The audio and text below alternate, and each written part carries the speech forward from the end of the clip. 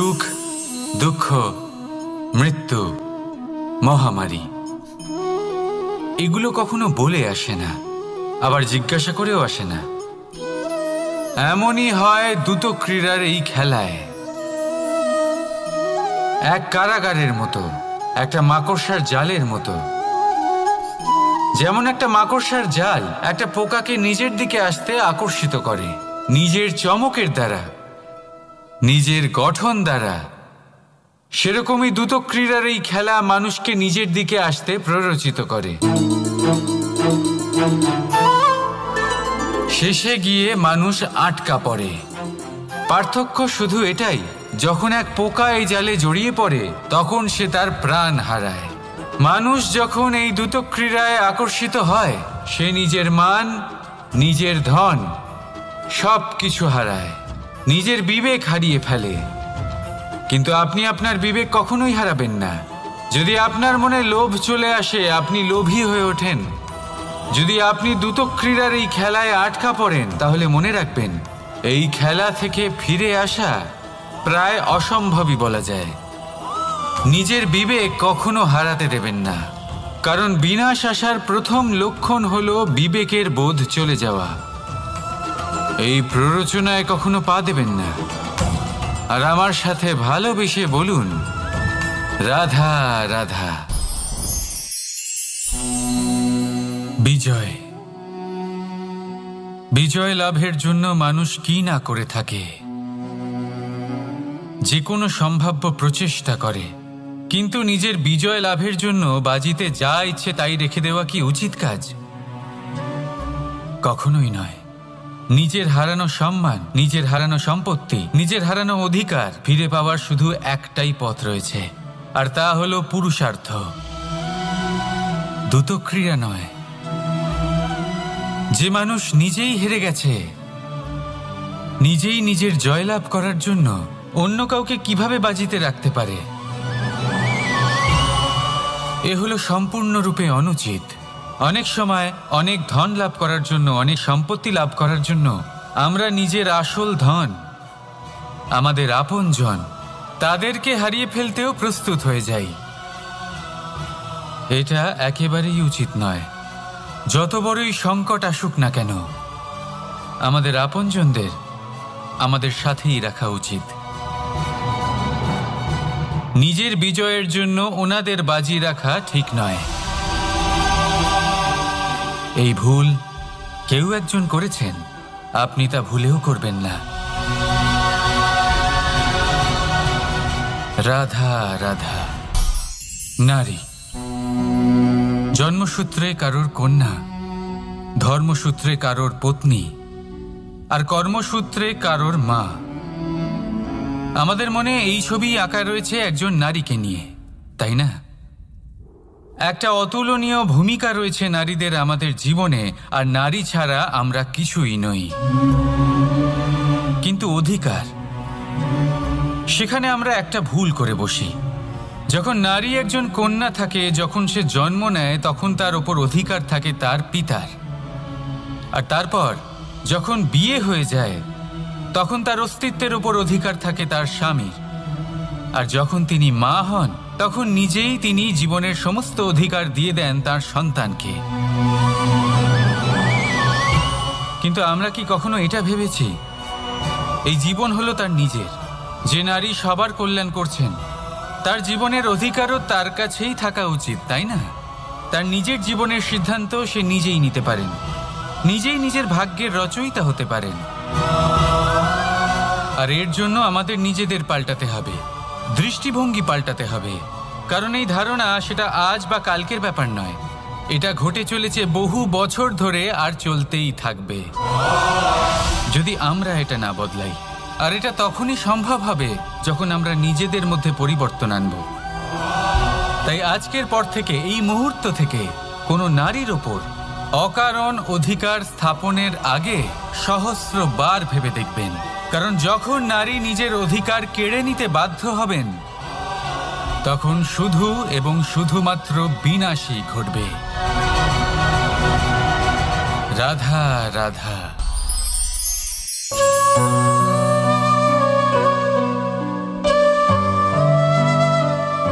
নারী। পুরুষরা যাকে নাম দিয়েছেন ত্রিয়া। কেন দিয়েছেন, কে দিয়েছেন, কেউ তা জানে না। কথায় আছে পুরুষরা ভাবেন যে ত্রিয়া, ভাবেন একরকম, বলেন অন্য কিছু, আর করেন অন্য কিছুই। কিন্তু সত্যিটা কি এটাই? আসল সত্যি হলো এটাই যে ত্রিয়া হলো সেই চরিত্রহীন পুরুষ, আর কেউ নয়। সেই পুরুষ যারা নারীকে বলেন যে আপনি হলেন মা, আপনি হলেন দেবী, আপনি হলেন বোন। আর ভাবেন কি? ভাবেন যে এই নারী হলো আমাদের পায়ের ধুলো, আর কিচ্ছু নয়। আর কি করেন? ওনাদের মাথায়, ওনাদের খোপায় মালা পরিয়ে দিয়ে ভাবেন যে ওনারা হলেন তাদের পায়ের ধুলোর সমান। একজন নারীর সম্মান ভঙ্গ করেন, তাদের দাসী মনে করেন। ভুলবেন না, যত্র নারীয়াস্ত পূজ্যন্তে রমন্তে তত্র দেবতা। অর্থাৎ যেখানে নারীকে পুজো করা হয় সেখানে ঈশ্বর বাস করেন, আর যেখানে নারীকে অপমান করা হয় সেখানে ঈশ্বর এবং ভাগ্য এই দুই রুষ্ট হয়। মনে রাখবেন, যদি নারী কল্যাণকারী হতে পারেন তাহলে নারী মহাচণ্ডী রূপও ধারণ করতে পারেন। যদি একজন নারী মাতা হয়ে জন্মদান করতে পারেন তাহলে নারী মৃত্যু হয়ে বিনাশও করতে পারেন। যেখানে নারী অপমানিত হবেন সেখানে মহান ভারতও মহাভারতের পথে অগ্রসর হতে পারে। তাই মনে রাখবেন, নারীর অপমান যেন কখনোই না ঘটে। আর যদি কোথাও নারীর অপমান হয় তার অর্থ হলো আপনার বিনাশ আপনার দিকেই আসছে, আর এটা হলো তার প্রথম পদক্ষেপের প্রথম পদধ্বনি। রাধা রাধা। যদি সন্তান কোনো দুষ্কর্ম করে তাহলে সেই অপরাধ শুধু কি সেই সন্তানের? না, যদি সন্তান দুষ্কর্ম করে তাহলে অপরাধী তার মাতা পিতাও, যারা পুত্রমোহর কারণে সেই অনুচিত কাজে তাকে বাধা দেননি। অপরাধী হলেন তার পিতামহ, যিনি নিজের কর্তব্যবোধের কারণে নিজের পরিবারের যত্ন নেননি, যিনি সন্তানকে কখনো শাস্তি দেননি। অপরাধী হলেন তার সেই গুরুও, যিনি নিজের শিষ্যের সেই দুষ্কর্ম দেখেও তাকে প্রতিহত করতে পারেননি। একজন হবু রাজার কর্তব্য হলো নিজের প্রজার কাছে সে যেন এক উদাহরণ প্রস্তুত করতে পারে। কিন্তু যদি এত অনুচিত উদাহরণ প্রস্তুত হয়ে থাকে তাহলে মা বাবার, বাড়ির বয়োজ্যেষ্ঠদের কর্তব্য হলো ওনারা যেন সেটা সেখানেই থামায়, হয় ভালোবেসে নয়তো শাস্তি দিয়ে। যদি না থামানো হয় তাহলে মহাভারত অবশ্যম্ভাবী। অনেক ব্যক্তির মনে একটা প্রশ্ন জাগে আমাকে আর রাধাকে নিয়ে। বলেন যে না আমি আর রাধা একসাথে থাকি, না আমাদের বিয়ে হয়েছে, আমি এখানে দ্বারকাতে ও ওখানে বর্ষণাতে, তাও এত ভালোবাসা কি করে? এ কেমন সম্পর্ক? আমি তাদের একটা সহজ কথা বলতে চাই। আপনি কখনো আয়নার দিকে দেখেছেন? নিজের দুই চোখের দিকে তাকিয়ে জিজ্ঞাসা করুন, এই দুই চোখ একসাথে কেন বন্ধ হয়, একসাথে কেন খোলে, একসাথে কেন ঘুমোয়, একসাথে কেন কাঁদে? আজীবন কোনো এক মানুষের সাথে সম্পর্ক রাখা অবশ্যই সম্ভব, তাদের সাথে দেখা না করে। আমার আর রাধার ভালোবাসাও কিছুটা এরকমই, আর কিছুটা এরকমই হয় ভালোবাসা দুই নয়নের মতো, যারা কখনোই মিলিত হবে না কিন্তু চিরকালের জন্য একসাথে জুড়ে থাকবে। এই অনুভূতি নিঃস্বার্থ হয়, আর এই নিঃস্বার্থ ভালোবাসা আপনাকে আনন্দের পথে অগ্রসর করে। জীবনে সবসময় নিঃস্বার্থভাবে ভালোবাসুন, শুধুমাত্র আনন্দই পাবেন। তাহলে আসুন আমার সাথে নিঃস্বার্থভাবে ভালোবেসে বলুন, রাধা রাধা। মানুষ, কোনো ব্যক্তির নির্মাণ হয় কিভাবে?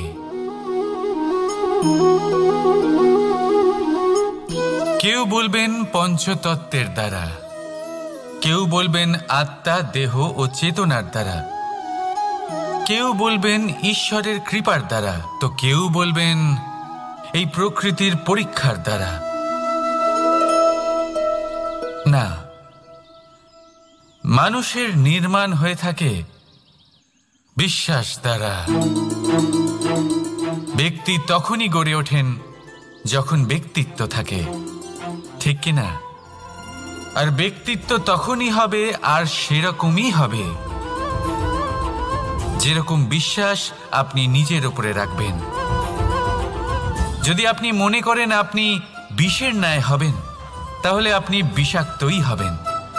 যদি আপনি এটা মনে করেন যে আপনি অমৃতের ন্যায় হবেন, তাহলে আপনি অমরই হয়ে যাবেন। যদি আপনি নিজের উপরে বিশ্বাস রাখেন যে আপনি সংসারের সব থেকে উঁচু পর্বতের শিখরে পৌঁছতে পারবেন, তাহলে আপনি অবশ্যই পৌঁছবেন। যদি আপনার এরকম মনে হয় যে আপনি এরকম কখনো করতে পারবেন না, তাহলে এরকম কখনোই হবে না।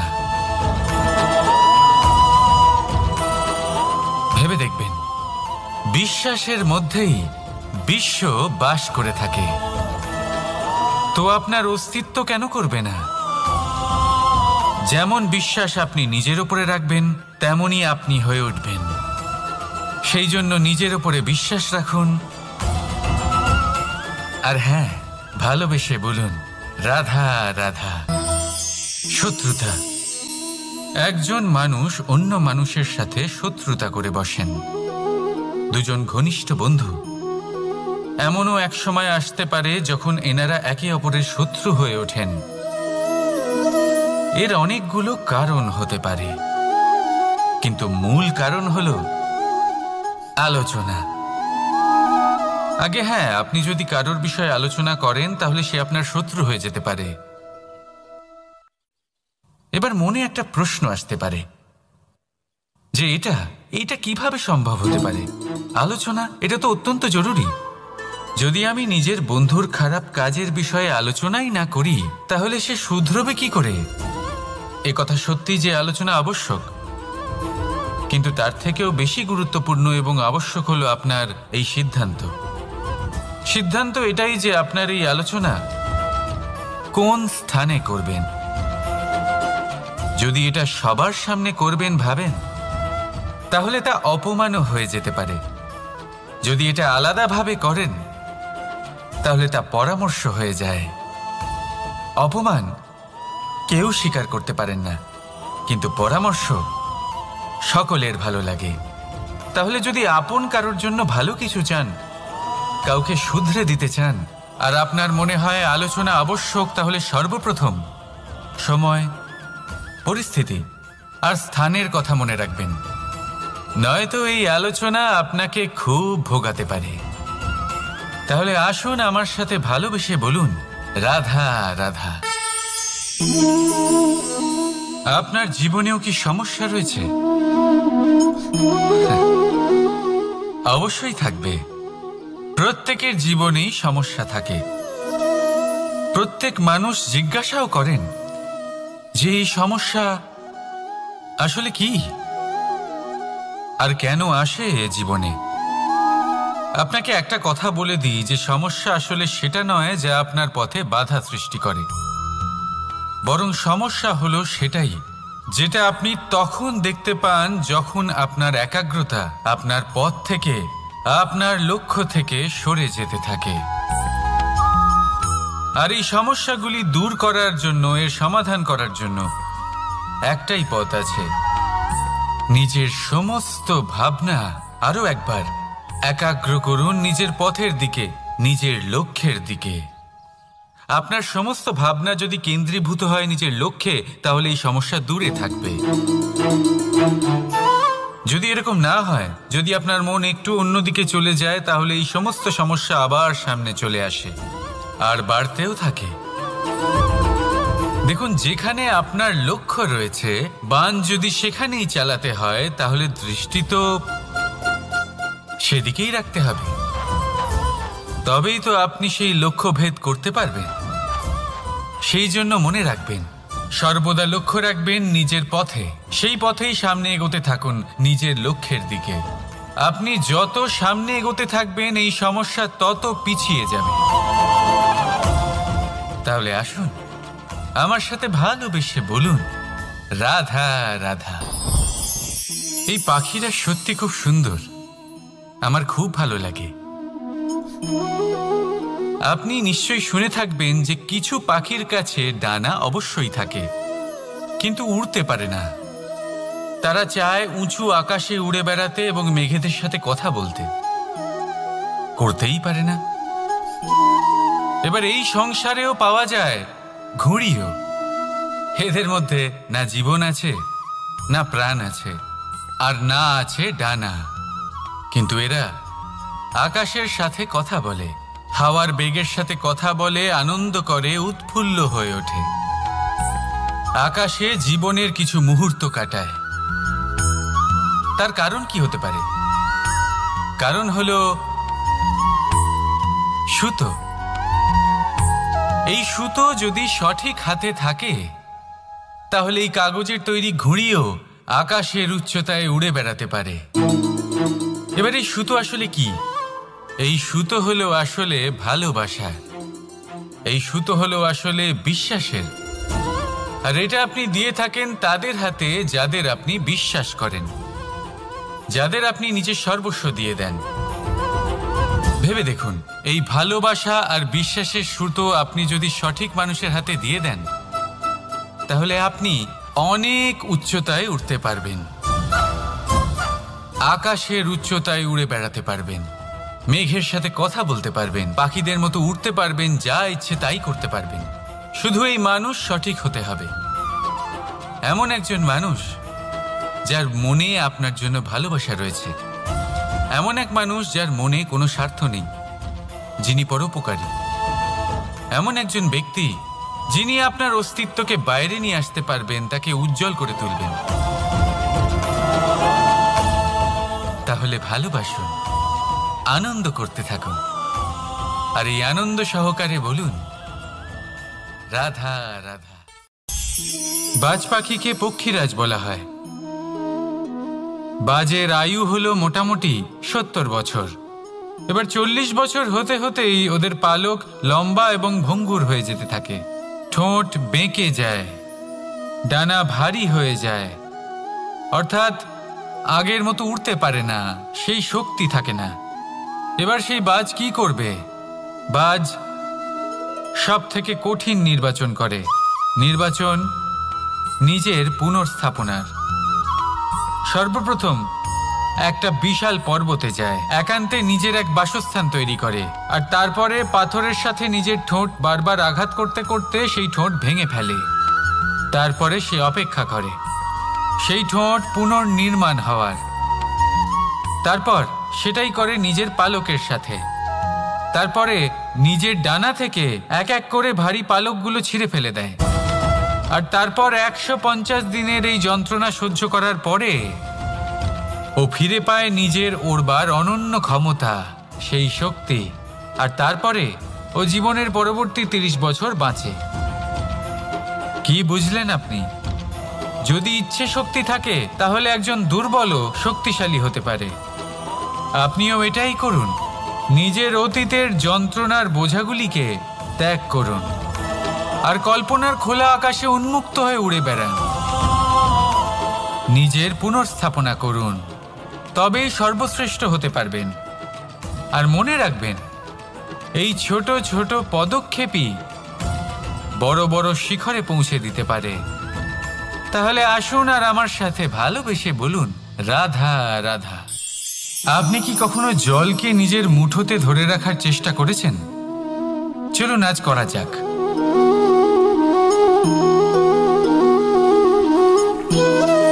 যদি আপনি নিজের মুঠো জোরে বন্ধ করেন, জল ধরে রাখতে পারবেন না। যদি আপনি তাকে এমনি বইতে দেন, তাহলে ও নিজের পথ নিজেই করে নেবে আর আপনার হাতেও থেকে যাবে। আমাদের জীবনও হলো কিছুটা এরকম, জলের মতো। নিজের পথ নিজেই করে নেয় এই জীবন। প্রত্যেক সমস্যার সমাধান নিজেই করে নেয় এই জীবন। তাই জীবনে যখন কোনো পরিস্থিতি আমাদের প্রতিকূল হয়ে থাকে, কিছুই হয়তো আমরা বুঝতে পারছি না, কিছুই যখন বসে থাকে না, তখন আমরা হতাশ হয়ে পড়ি, নিরাশ হয়ে পড়ি। আর এটাই করা উচিত নয়। শান্ত মনে দেখতে হবে যে এই জীবনে আসলে কি ঘটে চলেছে। কষ্ট সবাই ভোগ করেন। কষ্ট পেলে কেউ রেগে যান, রেগে গিয়ে পরাক্রম দেখান। এটাই তো করা উচিত নয়। শান্ত মনে সেটাই করতে হবে যা জীবন আমাদের শেখাতে চাইছে। জীবন আমাদের সব শিখিয়ে দেবে, শুধু মনে রাখবেন কখন প্রয়াস করতে হবে আর কখন আমাদের প্রতীক্ষা করতে হবে, সেটা আগে আপনাকে বুঝতে হবে। তাহলে আসুন আমার সাথে ভালোবেসে বলুন, রাধা রাধা। বল, শক্তি, পরাক্রম এই সংসারের বিকাশের মূল। কিন্তু কখনো ভেবেছেন যে প্রকৃতি আমাদের এই বল, শক্তি, পরাক্রম কেন দিয়েছেন?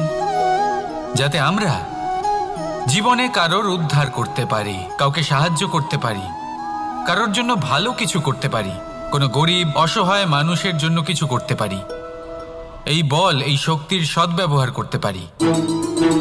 কখনো দেখেছেন এমন মানুষ যার কাছে অসীম শক্তি আছে, কিন্তু তার সাথেই অসম্ভব অহংকারও রয়েছে, যিনি নিজেকে সর্বশ্রেষ্ঠ বলে মনে করেন, খারাপ কাজও করেন।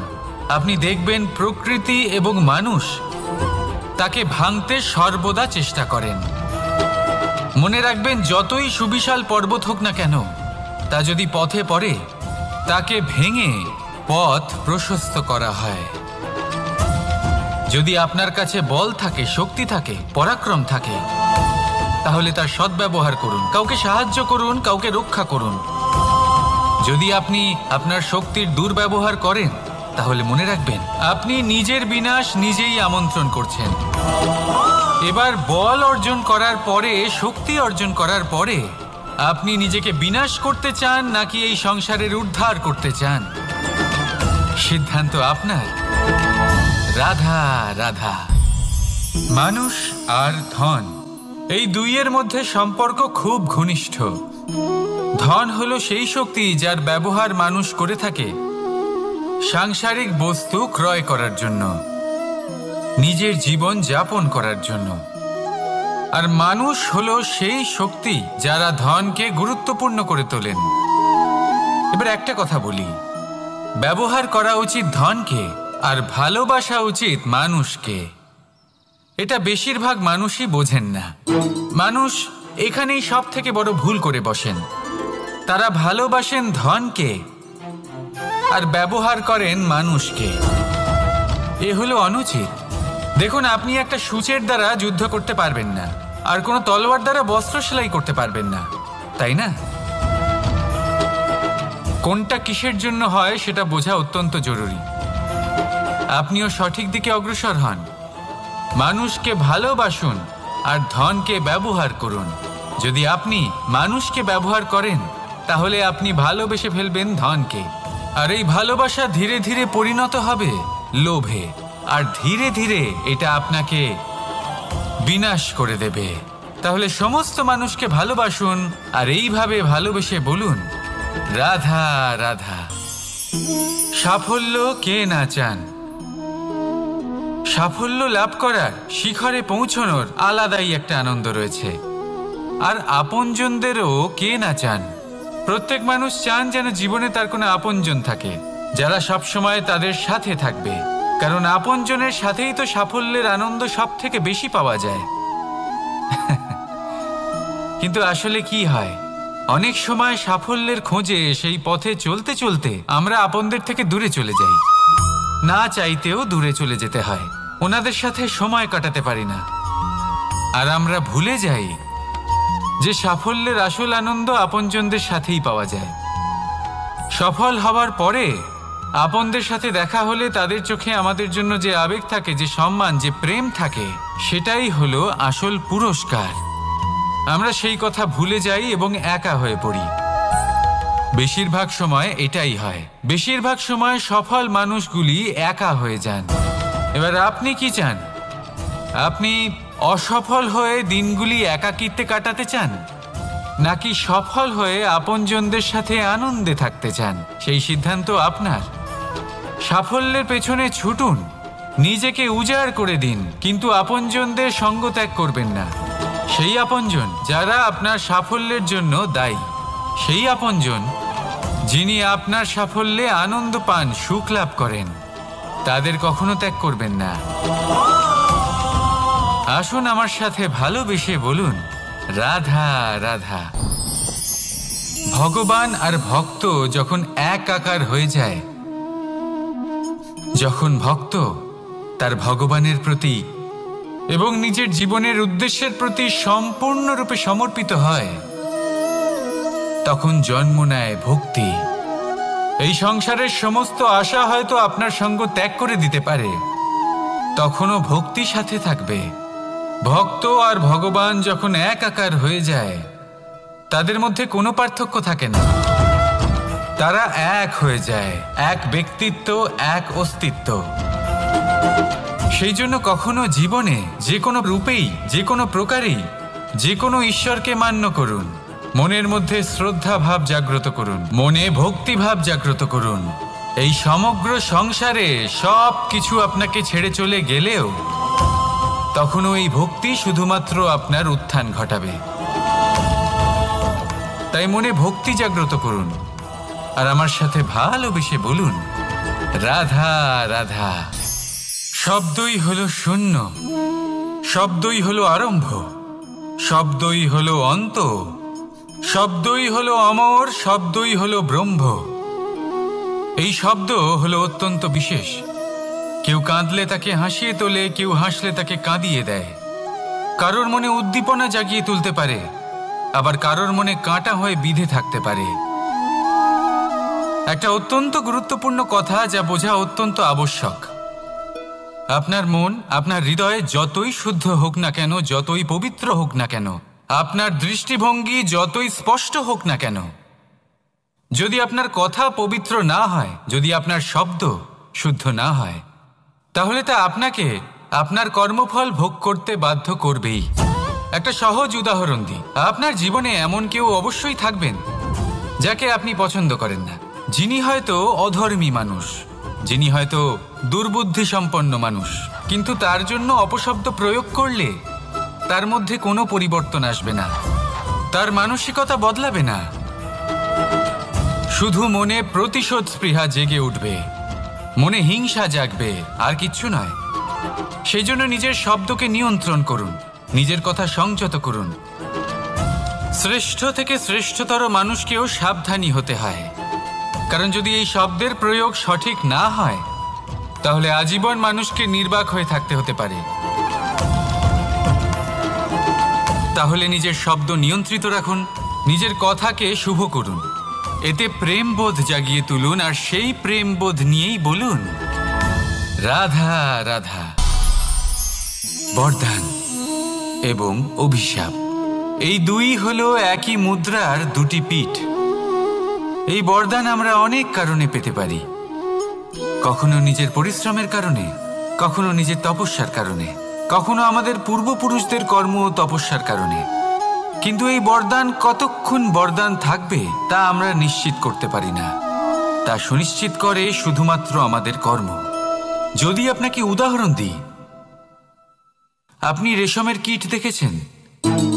ও বরদান পেয়েছে যে ও নিজের সুরক্ষার জন্য খোলস বানাতে পারে। এবারও তাতে এত মত্ত হয়ে যায় যে এমন এক আবরণ বানিয়ে ফেলে যাতে সে নিজেই আবদ্ধ হয়ে চাপা পড়ে মরে যায়। এটার তাৎপর্য কি? তাৎপর্য খুবই সরল। গর্ব করা খুবই ভালো, কিন্তু অহংকার করা কখনোই উচিত নয়। যদি অহংকার মনের মধ্যে প্রবেশ করে, তাহলে এই বরদান অভিশাপে পরিণত হতে সময় লাগে না। আর যদি কর্ম শ্রেষ্ঠ হয় তাহলে অভিশাপও বরদানে পরিণত হয়। তাহলে আসুন শ্রেষ্ঠ কর্ম করুন আর আমার সাথে ভালোবেসে বলুন রাধা রাধা।